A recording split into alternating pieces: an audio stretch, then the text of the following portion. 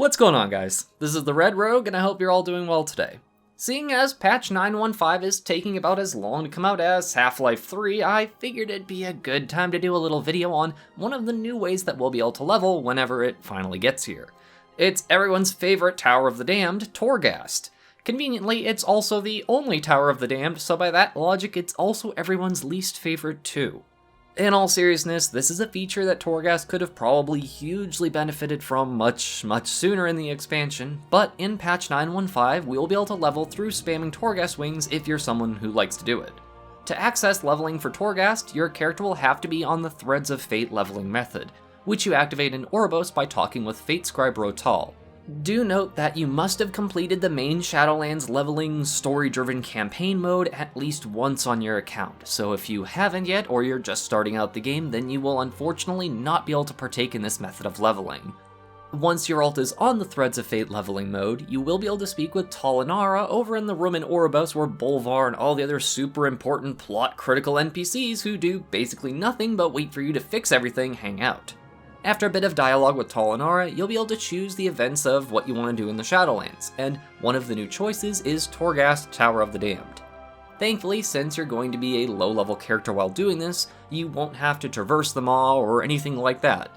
Talinara will basically just say to jump into the death hole in the middle of Oribos, like you always do, but instead of landing in the maw, you end up right in Torghast. How absurdly and improbably convenient. You'll also see a familiar face in the antechamber of Torghast if you've been playing in patch 9.1, and that is Vanish with his fancy little box of many things floating there right next to him. He'll have a daily quest that requires you to clear 2 wings of Torghast, and upon doing so, you'll get a nice big chunk of experience points and some soul ash. Instead of running up the stairs and going to the portals for each wing of Torghast though, you'll be able to just click on this little pylon thing in the middle of the main area of Torghast and choose which wing you want to tackle. The wings available are the same ones currently active for level 60 players to farm their Soul Ash and their Soul Cinders each week, and special Torghast event weeks are also included in the leveling process as well, like the Beasts of Prodigum, Chorus of Dead Souls, and Unbridled Darkness. A couple nifty bits of info on leveling in Torghast is that basically everything you do in your Torghast run gives some amount of experience, like rescuing souls or opening chests, and obviously killing enemies will as well. For testing all this, I decided to break out my Windwalker Monk because I'm still super salty that there are no announced target cap adjustments for Outlaw Rogue. The Torghast runs did feel pretty easy and took about 15 or so minutes each time I did clear all 5 floors, and it gave a modest amount of experience for the time spent. For example, between killing stuff and finishing the run, I got about 70,000-ish experience, which is like a quarter of a level. As a couple added perks, I earn 180 Soul Ash for every run, plus I was getting Renown too, which is really handy to get before even hitting max level. Completing 2 runs of Torghast also let me finish the daily quest, which gave another 70,000 or so experience, plus some Soul Ash. And even more handy, which this is something I think should just be account-wide anyhow, I did earn Tower Knowledge each time I cleared a wing while leveling, so it's actually possible to make this leveling even faster by giving yourself added perks from the box of many things, like blessings and automatically looting enemies for Phantasma and all the junk that you can get from the box of many things.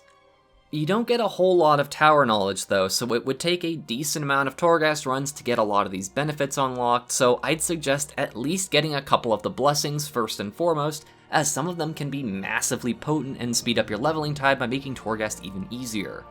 I would say in terms of difficulty, the enemies when I was leveling, it was pretty easy, so it shouldn't be too much of a challenge or anything to level even if your character isn't really geared or if you go in under-geared like my monk was, since he wasn't really stacked with BFA gear when I stopped playing him.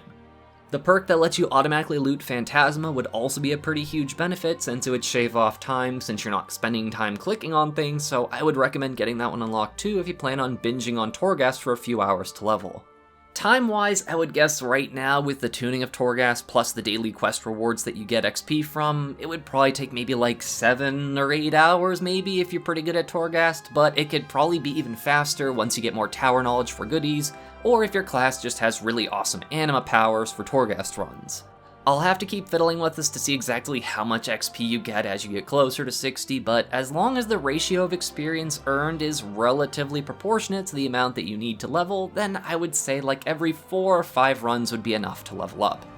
Again, this can maybe end up being faster than regular leveling or using other parts of Threads of Fate, so it's kinda hard to say if this is like a new go-to method for speed leveling an alt to 60 or something. That, and it really depends on how much you love or hate Torghast, as I personally think it'll be a pretty nice way to level, but I'm sure some people get sick even thinking about the Tower of the Damned.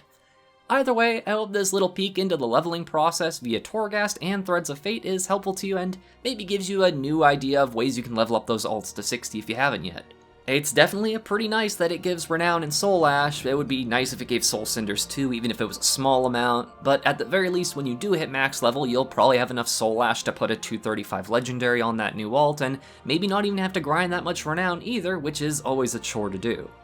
If you enjoyed the video, then feel free to check out the rest of the channel, or maybe leave a like or a comment about your opinions of this new leveling method.